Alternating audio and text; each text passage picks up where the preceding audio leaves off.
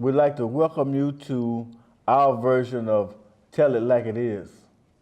It's a male version of similar to The View, only ours is going to have like a male point of view. And so we have the right reverend here that's going to question me about some of our points of view about what she think men need to know, or why do we need to know what we know, or whatever. I don't know. I'm just throwing it out there. Well, it's a privilege to be on this show. Tell it like it is, right? Yeah, tell it like it is. It's a privilege to be on your show. And, you know, I was looking for an opportunity. I love that you're having a male show about this. This is something that's much needed for our society today. But it's some questions us women like to ask also. And just to hear from a male point of view of questions that us women think about, you know, that's never been answered, you know. Okay. We do thank God for Steve Harvey. He's a good man, and he helped answer a lot of questions those women had. I like some of the books he brought out, and I was like, yeah, I always wonder about these questions here. But I always wondered why, and it's not just, I guess it can be a twofold question because it can be vice versa with a male and a woman. Why that when, and I know our society, women are out there, we doing it, we working, I know we working hard with the kids, but a lot of us are looking for soulmates. A lot of us don't want to raise children by ourselves. But I was wondering, before any of the breakup, while they're in a relationship, why is it that they feel intimidated if the woman's making more money? And I'm like, they should be working together, but some get mad and they want to just, you know. I can understand your point of view, but it's always historically, all the way back to Adam and Eve. Adam was supposed to be the provider, but if it's changed over to where the female is turned into the provider, the man feels less than.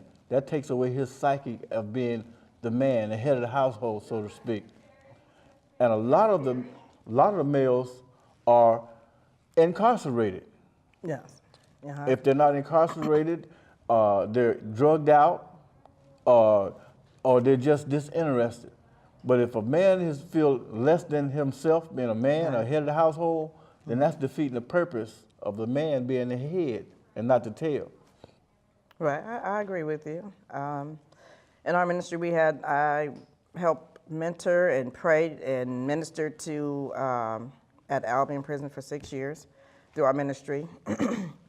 I was one of the first females there, and you know, I realized you know, how some of them are angry and upset, and I have heard this time and time again too. That's even with some of the female roles, some of us, because we're raising our own families and we're doing our own thing. We feel like, you know, when a man do come across us, that we, you know, we have that attitude that I don't need you, or, you know, and really we do, you know, and I'll admit us women, we do have to change too.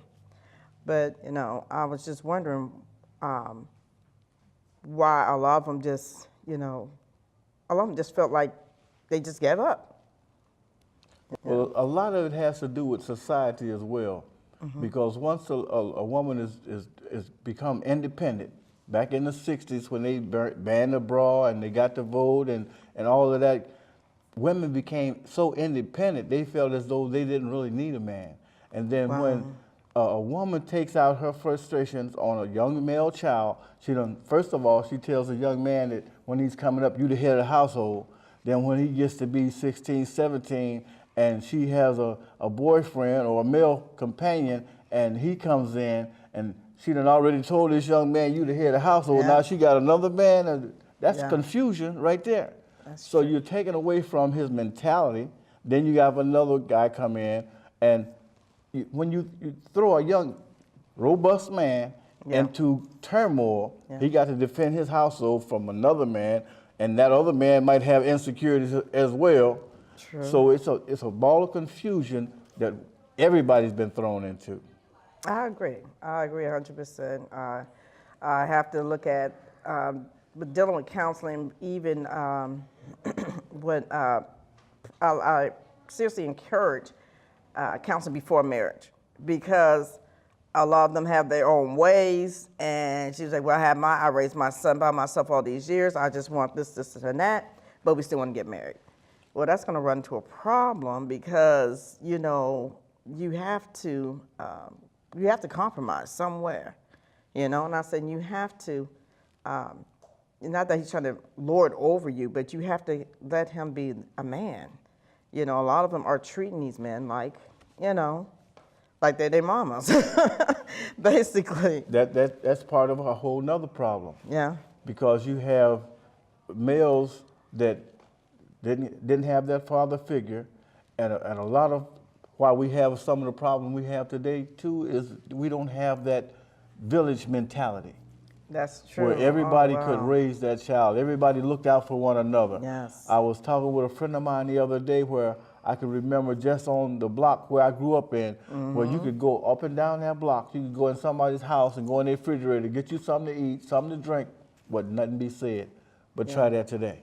No, you can really feel the lack of love.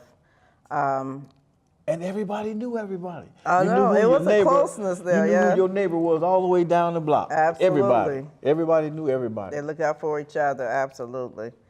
But do you think, I mean, it's the signs of the times also? I mean, because the drugs have gotten worse out here, and, you know, and because of the single parenting. I mean, I even met some guys that's raising their children by themselves, too. It's more than just the drugs. It's the games and stuff that they have on these computers.